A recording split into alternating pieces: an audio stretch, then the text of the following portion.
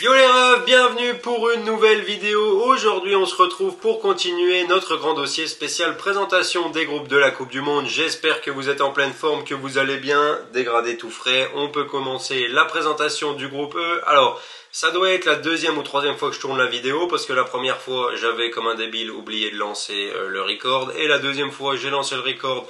J'ai blablaté tout seul pendant 10 minutes avant de me rendre compte qu'il n'y avait plus d'espace sur la carte mémoire, donc je recommence pour une troisième fois. Donc voilà. Avant que la vidéo commence, je tiens à vous remercier pour le soutien sur les précédentes vidéos. Si jamais vous les avez pas vues, je vous les affiche juste ici. Vous pourrez cliquer dessus pour aller voir. J'ai vu qu'il y avait de plus en plus de monde qui n'hésitait pas à réagir dans les commentaires et à donner leurs avis. Donc vraiment continuez, ça me fait très plaisir de pouvoir vous répondre à tous. Et avant que cette vidéo commence, n'hésitez pas comme d'habitude à lâcher un petit j'aime, à vous abonner pour le soutien, c'est important, et à partager la vidéo. Et maintenant, on attaque tout de suite la présentation du groupe E avec la première équipe. Il s'agit de l'Espagne.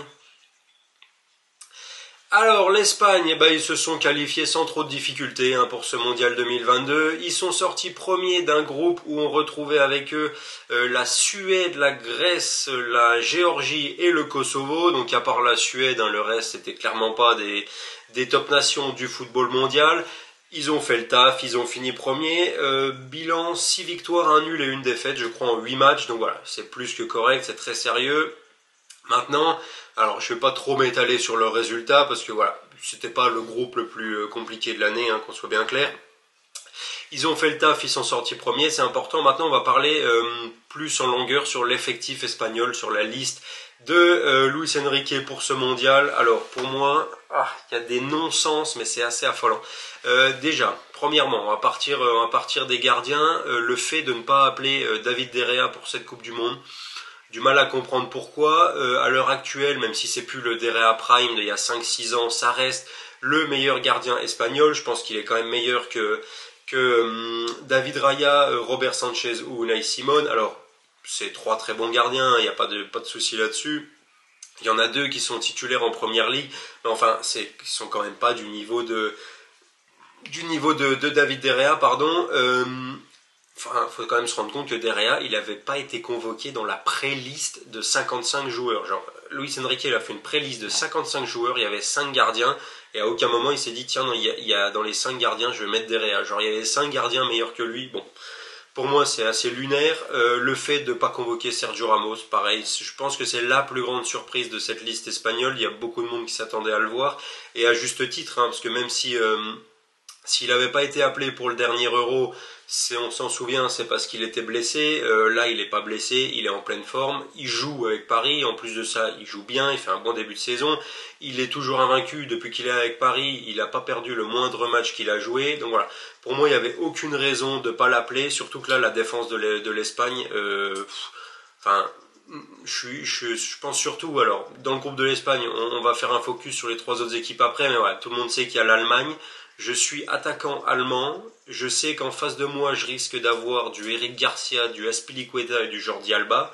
Je suis content, je suis vraiment content. Genre, je fais la fête. Genre, je pense que des Moussiala, des Leroy Sané et des Gnabry, s'ils se retrouvent face à des Azpilicueta et des Jordi Alba, c'est porte ouverte et c'est vraiment la foire, parce que ça, c'est clairement pas au niveau de ce qu'on attend d'une top nation comme l'Espagne.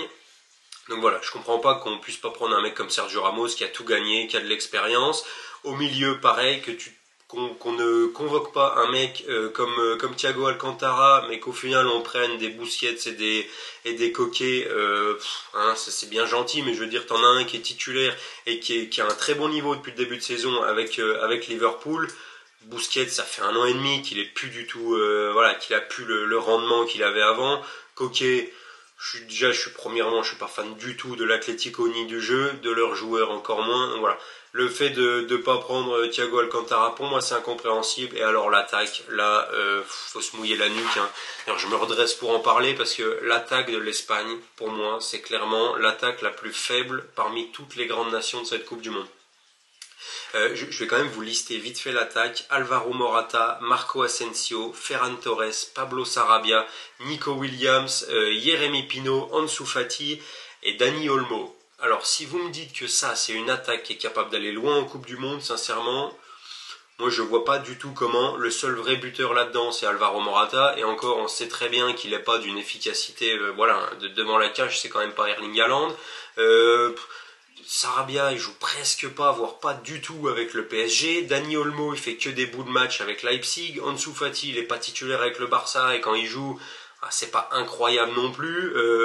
Enfin, Marco Asensio joue presque pas, voire pas du tout avec le Real. Enfin voilà, le fait de ne pas convoquer Gérard Moreno dans cette ligne d'attaque, moi c'est pareil, je trouve ça vraiment, je trouve ça incompréhensible. Je sais pas comment Luis Enrique. Alors après voilà, hein, s'il les convoque pas, il est mieux placé que moi, donc il doit avoir ses raisons. Mais moi je pense que ne pas convoquer, enfin voilà, pour moi il y a un grand oubli sur chaque ligne, soit Derrea, Ramos, Thiago Alcantara ou Moreno, c'est 4 joueurs qui auraient clairement dû figurer dans la liste. Je vois pas les choses autrement. Donc voilà, l'Espagne s'est qualifiée de façon relativement tranquille. L'effectif pour moi il fait peur à personne. Enfin, je veux dire, on peut pas compter que sur Pedri au milieu pour faire des miracles et emmener l'Espagne loin. Ça va pas suffire au bout d'un moment. Donc voilà, je vous donnerai comme d'habitude mon classement à la fin. Vous en avez l'habitude maintenant, mais je vois vraiment pas l'Espagne faire quelque chose dans cette Coupe du Monde. Et maintenant, on va passer à la présentation de la deuxième équipe. Il s'agit de l'Allemagne. Alors l'Allemagne, là, alors petit point vite fait sur leur parcours de qualification. Pareil, ça finit premier d'un groupe assez faible, hein, je dirais. C'est la Macédoine du Nord qui a fini deuxième, donc voilà, ça donne une petite indication du niveau du groupe. Pareil, le classement va s'afficher ici. L'Allemagne a fini tranquillement premier avec 8 victoires et une seule défaite, il me semble. Donc voilà, ils ont fait carton plein. Ils méritent leur première place, hein, je veux dire, ils ont dominé ce groupe de la tête et des épaules du début à la fin. Maintenant, pour parler d'un point de vue effectif, là, c'est quand même, pour moi, c'est quand même tout autre chose que l'Espagne. Même si j'avais pas été fan de la liste de Joachim Löw à l'époque, en 2018, je trouve que là, la liste d'Hansi Flick, elle a de la gueule, sincèrement. Il y a du niveau à tous les postes. Bon, on sait que Manuel Neuer sera dans les cages, on sait ce qu'on peut attendre de lui, ça reste un des 3 meilleurs gardiens du monde, même à, je sais pas quel âge il a, mais ouais, il commence à se faire vieux, ça reste un des 3 meilleurs gardiens du monde, on sait que sur les grands rendez-vous, il sera toujours présent. En défense, la défense, elle s'est quand même beaucoup rajeunie, terminé les Mats Hummels et compagnie. Voilà, je trouve qu'il y a eu de bons appelés. Nico Schlotterbeck, le nouveau défenseur de Dortmund, j'aime beaucoup. J'aurais bien aimé qu'Arsenal le signe cet été. Je trouve que c'est un très bon défenseur. Voilà, c'est des défenseurs qui évoluent tous pour la plupart en Bundesliga. C'est des mecs qui ont déjà joué au haut niveau. Donc voilà, je trouve qu'ils ont une bonne défense. Et puis au milieu et en attaque, alors c'est quand même beaucoup de joueurs du Bayern, hein, sans surprise. Mais voilà, je trouve qu'il y a, là, comparé à l'Espagne, on est quand même 2, 3, voire 4 crans au-dessus, hein, entre les Gnabry, les Kimmich, les Goretzka, les Musiala, les Leroy Sané. Voilà, il y a vraiment du très lourd dans cette équipe allemande. Mention spéciale à Youssoufa Moukoko aussi, très jeune buteur de Dortmund même, qui a été convoqué et qui va participer à sa première Coupe du Monde à 17 ans, donc ce qui va en faire un des plus jeunes joueurs à participer à une Coupe du Monde, si ce n'est le plus jeune, je sais plus exactement, mais voilà. Quand même une sacrée perte d'être appelé pour une Coupe du Monde à 17 ans. C'est presque logique, c'est logique même, j'ai envie de dire, parce qu'il fait un bon début de saison avec Dortmund. Il jouait pas des masses au tout début de saison. Là, il joue de plus en plus. Il marque des buts. Donc voilà, sa convocation est méritée. Moi, l'Allemagne, c'est un effectif que j'aime bien. Je trouve qu'il est équilibré. Je trouve qu'il y a des cadres, hein, des Goretzka, des Kimmich, des Gnabry, des Sané devant, Neuer dans les buts. Enfin voilà, c'est une équipe pour moi qui peut aller loin dans la compétition. Alors rappelons que c'est quand même une équipe qui était sortie en phase de groupe en 2018. Hein, donc ils étaient champions du monde en 2014, sortis en phase de poule en 2018. Donc c'était la dernière victime de cette malédiction, si on peut appeler ça comme ça. Mais voilà, les 3 derniers vainqueurs de Coupe du Monde, donc 2006, non 2010, 2014, ouais 2006, 2010 et 2014, à chaque fois les 3 derniers vainqueurs sont sortis en phase de poule sur l'édition d'après. Donc évidemment, comme j'ai déjà dit, on espère que ça n'arrivera pas à la France cette année, mais voilà.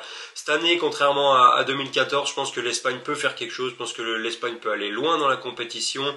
Ils ont pour moi des armes suffisantes pour embêter beaucoup d'équipes, et voilà, c'est une équipe que j'aime beaucoup.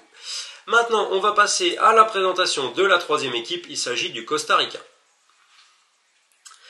Alors, le Costa Rica, eh ben, eux, c'était quand même pas la même musique, hein. Pour se qualifier, ils ont dû passer par les barrages. Alors, ils ont fini quatrième du groupe Amérique centrale où on retrouvait le Canada, le Mexique et les États-Unis. Ils ont fini quatrième et en barrage, ils ont battu la Nouvelle-Zélande, je crois, au tir au but, si je dis pas de bêtises.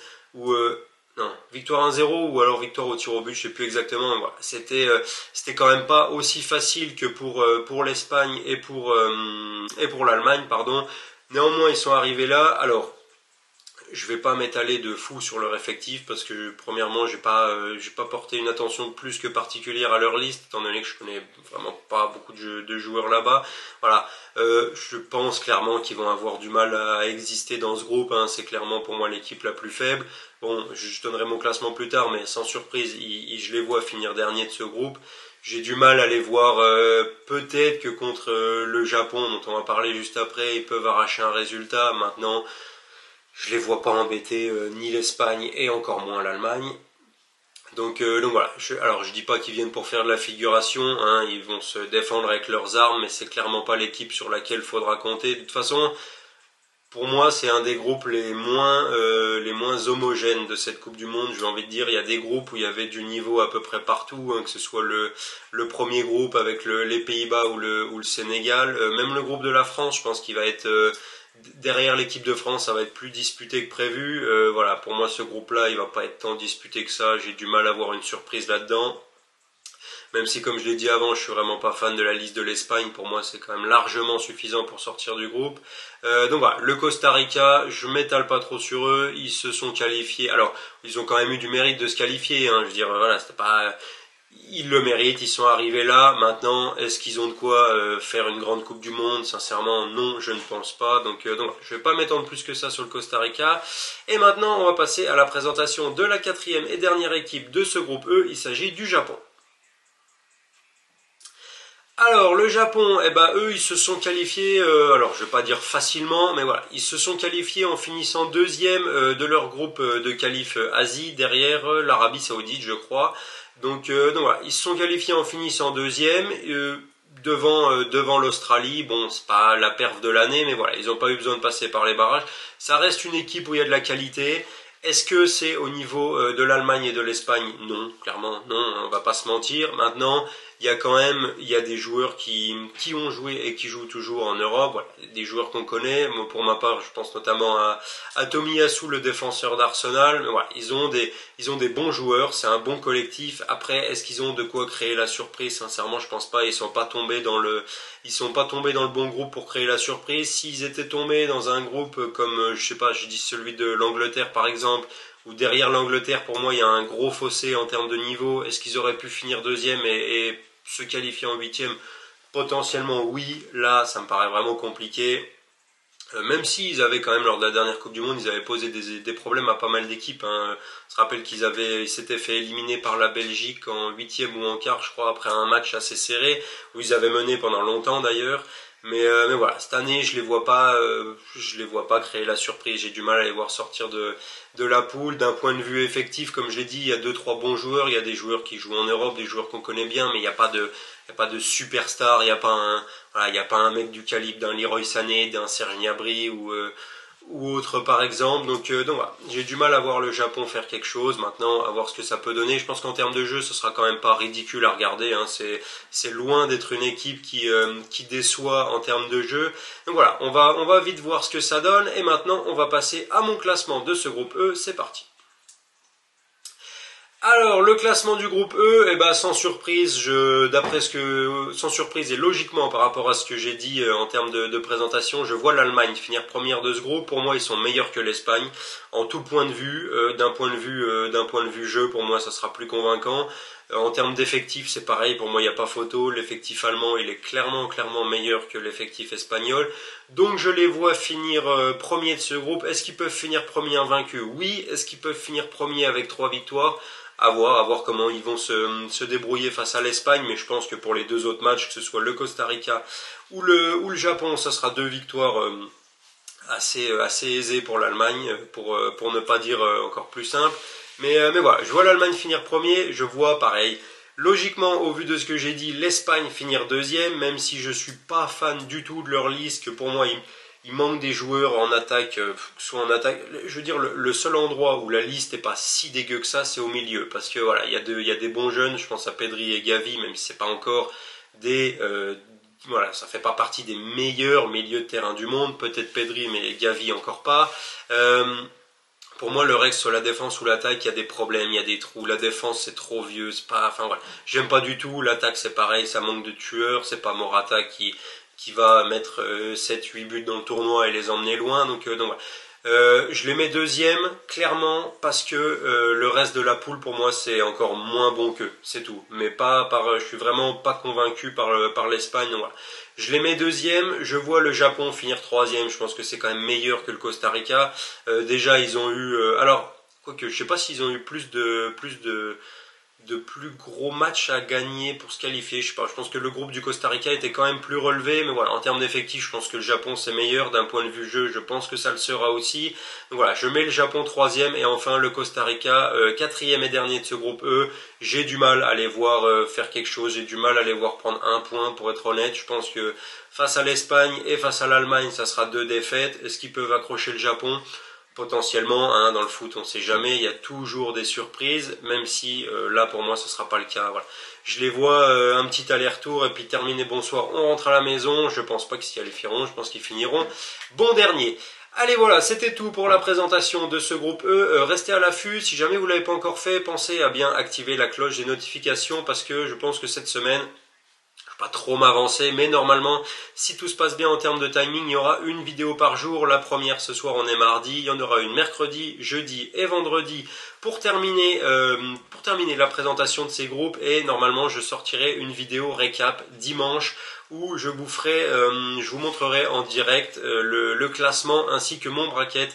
La fin du tournoi, je prédirai avec vous quart de finale, demi-finale, finale, etc. Donc voilà, ça devrait sortir, cette vidéo-là devrait sortir dimanche sous les coups de, allez, midi 13h je pense. Elle sera mise en ligne avant le match d'ouverture, avant le Qatar-Équateur qui sera le premier match de cette compétition. Donc voilà, si ce n'est pas déjà fait, n'hésitez pas à activer la cloche, comme ça vous ne louperez aucune vidéo, à mettre un petit pouce bleu pour le soutien, ça fait toujours plaisir, à réagir aussi dans les commentaires, hein, ça fait vraiment plaisir de vous répondre, et surtout à vous abonner si ce n'est pas déjà fait. Et en attendant qu'on se retrouve demain soir pour la présentation du groupe F, je vous dis portez-vous bien les refs, à la prochaine.